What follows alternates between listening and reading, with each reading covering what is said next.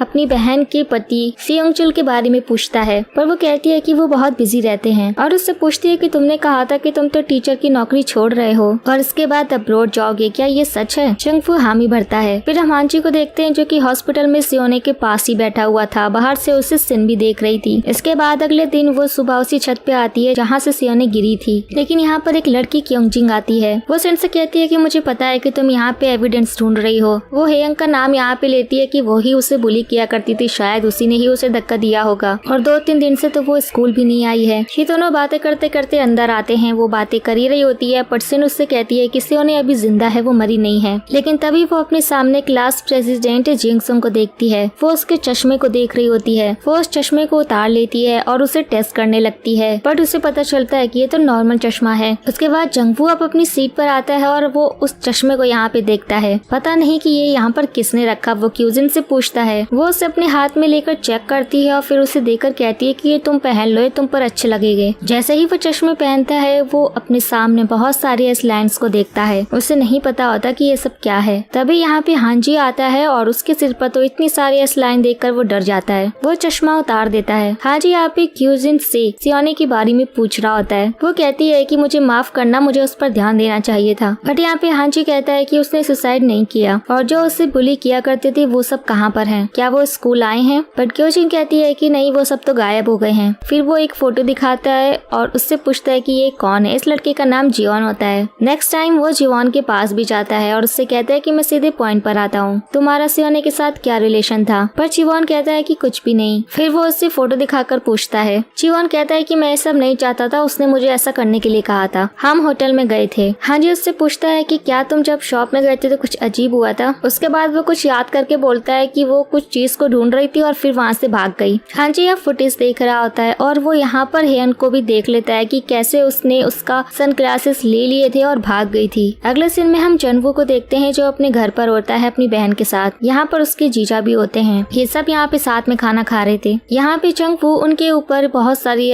Lines देखता है और उसकी बहन के सिर पर भी कुछ लाइंस होती हैं। जियोंगचुल उससे पूछता है कि तुम शादी नहीं कर रहे हो, तुमने कैंसिल कर दी है, आखिर हुआ क्या था? उसने कह दिया था कि उसका रिलेशन किसी और के साथ था। ये सुनकर ये लोग चुप हो जाते हैं। बाद में दोनों एलिवेटर में होते हैं और जंगवू अब भी उसकी लाइन को देखे जा रहा था। अब ये लोग नीचे आ जाते हैं और ब्योंसू काम की बात कर रहा था। अब वो लोग वापस लिफ्ट में जाते हैं और वो 5 नंबर दबाता है। फिर वो कहता है अरे मैं तो नशे में था। फिर वो 6 नंबर दबाता है। लेकिन जब ब्योंसू का ध्यान नहीं होता तो जंगवू नंबर 4 दबा देता है और बाद में वो देखता है कि यहाँ पे एक रूम के अंदर लाइन जा रही होती है। वो लिफ्ट से बाहर जाने ही वाला होता है बट ब्योंसू उसे रोक लेता है। दूसरी तरफ हांजी अपने बॉस से आर्ग्यूमेंट कर रहा था क्योंकि उन्होंने कहा था कि वो उसकी भतीजी की जांच नहीं करेंगे क्योंकि उसने सुसाइड कर लिया है। बट हांजी कहता है कि मैं इस बात के लिए श्योर हूँ कि उसने उसने सुसाइड नहीं किया है। बट वो कहता है कि मैं कुछ नहीं कर सकता, मेरे ऊपर बहुत सारा प्रेशर है और वैसे भी स्कूल वाले कह रहे हैं कि उसने सुसाइड ही किया है। बट हांजी उससे कहता है अगर तुम्हारे अपने के साथ ये सब होता तब भी क्या तुम ये सब करते। अब वो सियोने के फोन को भी चेक करता है लेकिन उसे उसका पासवर्ड नहीं पता होता। इसके बाद चंगवू स्कूल में आता है, यहाँ पे वो सभी लोगों को देखता है और उसे अब समझ आ गया था कि किसका किसके साथ अफेयर है और क्यूजिन के ऊपर कोई एसलाइन नहीं होती। बाद में वो उससे पूछता है कि अगर आपको ये पता चले कि कोई आपको धोखा दे रहा है तो आप क्या करोगी। क्यूजिन कहती है कि मैं ड्रामेटिक वे में सब कुछ देखूंगी लास्ट तक ताकि मैं एंजॉय कर सकूं और फिर हंसने लगती है। अब चंगवू अपनी बहन और भांजी के साथ घर पर आता है और सामने एक पैकेज को देखता है जो 406 रूम नंबर का होता है। फिर वो उस पार्सल को वहाँ लेकर जाता है और ये रूम नंबर वही था जहाँ पर ब्योंगसुल की एसलाइन जा रही थी। एक लड़की फोन पर बात करते हुए आ रही थी, वो यहाँ पे छुप जाता है। वो फोन पर बात करते हुए पूछती है कि क्या ये पैकेज तुमने पहुँचाया है। ब्योंगचुल फोन में हाँ करता है। उसके बाद चंगवू और उसकी बहन अपने लेट पेरेंट्स को रिस्पेक्ट देते हैं। फिर इनके पास्ट को लेकर ये कन्वर्सेशन करते हैं और रो पड़ते हैं। अब अगले दिन क्लास में सब बच्चे वो फोटो देख रहे थे जिसमें एयोंग और टीचर का अफेयर चल रहा था। इसके बाद अगले दिन पार्किंग एरिया में पुलिस आ जाती है क्योंकि यहाँ पे सेयोंगजू ने सुसाइड कर लिया है और यहाँ पे एक स्टेटमेंट भी होती है कि कैसे उसका और यंग का अफेयर चल रहा था, मुझे उसके लिए माफ कर देना और मैं जीने के लायक नहीं हूँ, मैं अपने आप को मार रहा हूँ। हाजी को पता चलता है कि बॉडी को यहाँ पर पड़े हुए 2-3 दिन हो गए हैं। हाजी को यहाँ पे डाउट भी होता है। वो कहता है कि मुझे नहीं लगता कि ऐसा कुछ भी है, उसने तो गाड़ी को ठीक से पार्क भी नहीं किया हुआ, गाड़ी को एकदम बीच में पार्क किया है। दूसरी तरफ जिन और सिन भी कहीं पर जा रहे थे लेकिन वो दोनों सामने जिनसियों को देखते हैं और जिन उससे पूछती है कि हम खाने के लिए जा रहे हैं, क्या तुम चलोगे। वो हामी भर देता है। सिन कहती है कि ये सब क्या है, पहले तो तुम मना कर देते थे, फिर आज क्या हुआ कि क्या तुम मुझ में इंटरेस्टेड हो, लेकिन ये कुछ नहीं कहता। फिर जिन कहती है कि क्या तुम सिन में इंटरेस्टेड हो, तो वो स्माइल करता है। ये तीनों बाहर आते हैं लेकिन गाड़ी में हांची बैठा हुआ था। वो सिन से कहता है कि गाड़ी में बैठ जाओ। जिन उससे आर्ग्यूमेंट करने लगती है और वो कहती है कि हम पुलिस को बुलाएंगे, बट वो कहता है कि ठीक है और अपना आइडेंटिटी कार्ड दिखाता है। फिर सिन हांची के साथ होती है। वो उससे सवाल पे सवाल किए जा रहा था जो कि चश्मे के बारे में होते हैं। वो कहता है कि ये चश्मा जोंगमिन के पास भी था। सिन कहती है कि मैं आपको कुछ नहीं बता सकती, पहले आप वो चश्मा ले आओ। अगले सीन में जंगवू को देखते हैं जो ब्योंगसुल को देखे जा रहा था। वो उससे फॉलो करता है। ब्योंगचुल एक होटल के अंदर आ जाता है। यहाँ पे वो कई सारे एसलाइन को देखता है लेकिन वो सिर्फ उसे ही देखे जा रहा था। वो उस लड़की के साथ होता है। ब्योंगसुल उस लड़की को नेकलेस पहना रहा था। वो ये सब देखता रहता है और फिर वो ब्योंगसुल के पास फोन करता है। वो उससे पूछता है कि आप कहाँ पर हो। वो कहता है कि मैं मीटिंग में हूँ। फिर जंगवू कहता है कि मेरी बहन मेरा कॉल नहीं उठा रही है, क्या आप चेक कर सकते हो। बट वो उससे कहता है कि मैं उसे देख लूंगा, तुम चिंता मत करो। ब्योंगचुल जब रात को होटल में लड़की के साथ होता है तो कोई बेल बजाता है और यहाँ पे जंगवू होता है। वो उस पर अटैक कर देता है। ब्योंगचुल कहता है कि अपनी बहन को कुछ मत बताना, मैं सब कुछ खुद सॉल्व कर लूंगा। जंगवू कहता है कि जो भी करना जल्दी कर लेना, वरना मैं खुद नहीं जानता कि मैं तुम्हारे साथ क्या करूंगा। अगले दिन सुबह जंगवू अब्रॉड जाने वाला था। वो अपनी बहन से बात करता है। वो उससे पूछता है ब्योंगचुल के बारे में, लेकिन वो कहती है कि वो 2-3 दिन में यहाँ पर आएगा, तुम चिंता मत करो। फिर वो स्कूल में आकर अपना सामान पैक करता है। क्यूचिन उससे बात करती है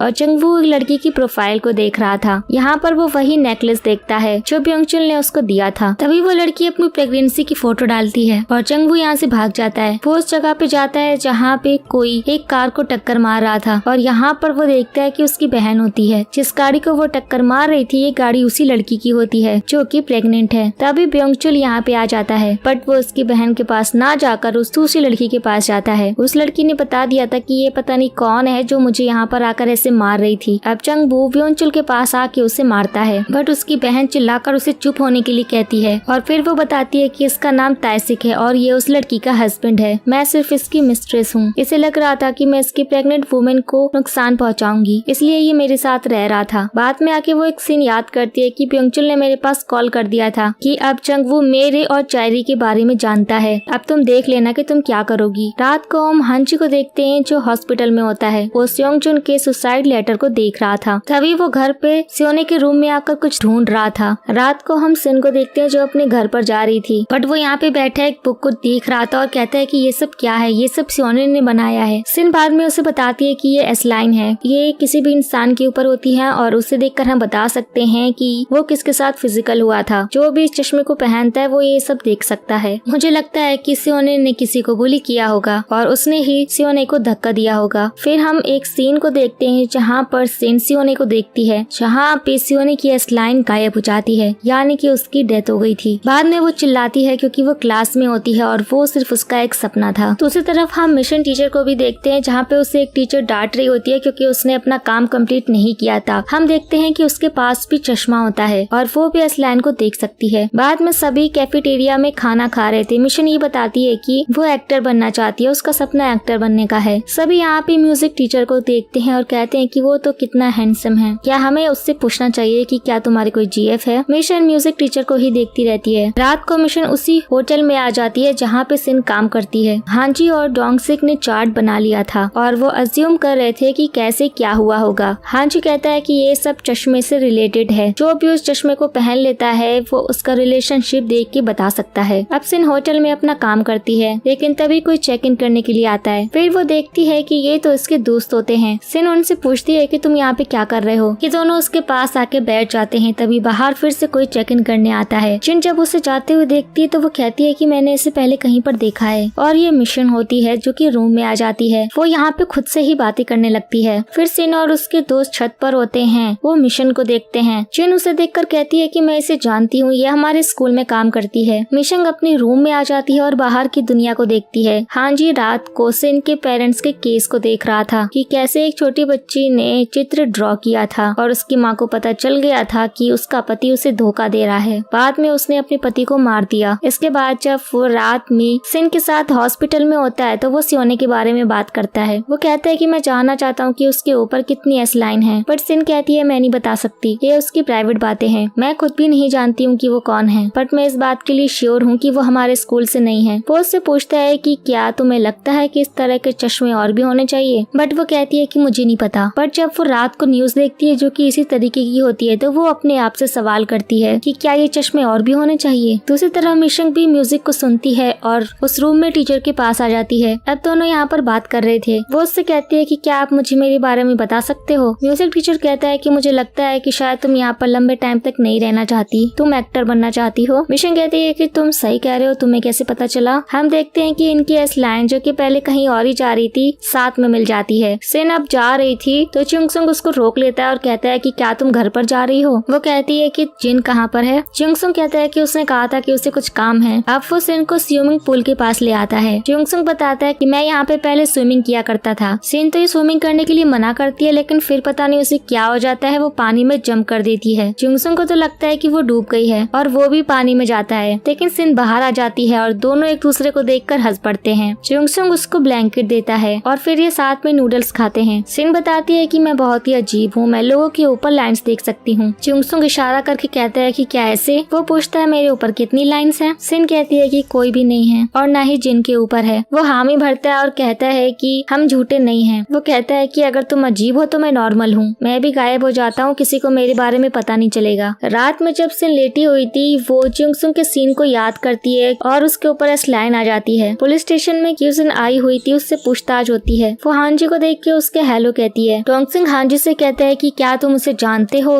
तुमने उसे डेट किया था, बट वो मना कर देता है। डोंग से कहता है हम तो बहुत बिजी रहते हैं, हम किसी को डेट कैसे कर सकते हैं। हांजी बात में क्यूजिन को याद कर रहा होता है और कहता है कि कोई है जिसके बारे में मैं जानने के लिए क्यूरियस हूँ। हम मिशन को देखते हैं जो कि चेकिंग करती है और रूम में आती है और वही बातें करती है। वो बताती है कि सिर्फ यही रूम है जहाँ पर मैं फ्री फील करती हूँ, क्योंकि इस रूम में एक होल होता है जिससे वो देख सकती है कि दूसरे रूम में कौन फिजिकल हो रहा है। और इस बार इस रूम में कोई आता है जो कि म्यूजिक टीचर होता है, साथ में एक लड़की भी होती है। मिशन इस सब कुछ देखकर चौंक जाती है। अगले दिन इन लोगों ने फिर से प्लानिंग बनाई थी, बट इस दिन मिशन ने सारी तैयारी कर ली थी। पानी में वो कुछ मिला देती है और जब लड़की रूम के अंदर जा रही थी तो वो पीछे से अटैक करती है। फिर उसको बांध के उसके कपड़े ले लेती है ताकि वो म्यूजिक टीचर के पास जा सके। लेकिन जैसे ही वो रूम के अंदर आती है म्यूजिक टीचर उसे पहचान लेता है और कहता है कि तुम यहाँ पर क्या कर रही हो। बट टीचर यहाँ से जाने लगता है। मिशन यहाँ पे उसे एक स्टेपलर मारती है। म्यूजिक टीचर भी नशे में होता है क्योंकि उसने वो ड्रग वाला पानी पी लिया था। बाद में वो उसे बेड पर ले आती है, लेकिन यहाँ टीचर का खून बहने लगता है, लेकिन वो उसे मरते टाइम भी नहीं बचाती है और फिजिकल होती है। इसके बाद वो वॉशरूम में आकर अपने ही चोटें मार लेती है। जब सिन यहाँ सफाई करने के लिए आती है तो लड़की को देख लेती है जो कि मदद के लिए पुकार रही थी। वो लड़की बताती है कि उसने मेरे साथ ऐसा किया है, वो मेरे कपड़े भी ले गई। सिन जब रूम में आती है तो वहाँ पे वो म्यूजिक टीचर को देखती है जिसकी डेथ हो चुकी है। अगले सीन में यहाँ पर पुलिस आती है और बॉडी को देखती है, लेकिन मिशन के पास चश्मा नहीं होता। हांजी बाहर आके सिन से पूछता है कि यहाँ पर क्या हुआ था। उसने बता दिया था कि वो कौन है और यहाँ पर वो रोज कैसे आया करती थी। हांजी हाजी उससे पूछता है कि क्या चश्मे से कुछ रिलेटेड है। वो हाँ भी भरती है। अब रात में हाजी सियोने को देखने जाता है और उसके बाद वो फिर से इसी होटल में आता है और बाथ टब को देखता है। वो उसे बाहर ले आता है और जब पानी सूख जाता है तो वो चश्मे को देखता है, उसे वो पहन लेता है और यह एपिसोड यहीं पे खत्म हो जाता है। सो गाइस, आपको ये वीडियो कैसा लगा हमें कमेंट करके जरूर बताइएगा। वीडियो को लाइक और चैनल को सब्सक्राइब करना बिल्कुल भी ना भूले। तो अब मिलते हैं नेक्स्ट वीडियो में, तब तक के लिए take care and tata bye bye.